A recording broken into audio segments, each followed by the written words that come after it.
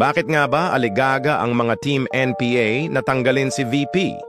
Si VP ay napaka-anti-communist, na sa puntong halos ubusin niya ang budget niya sa counterinsurgency. Kung si PRRD na ama niya ay dineklarang mga terorista ang grupo nila.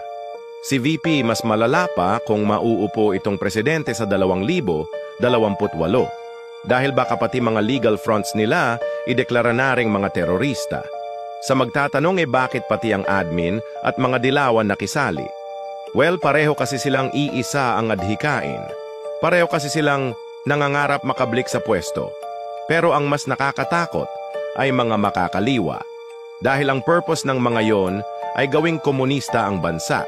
Sa ngayon masaya sila sa BBM admin. Dahil lahat ng layaw nila nasusunod. Una, naipadala nila si PRRD sa Netherlands na katuwang ang admin. Ngayon ang impeachment ng anak.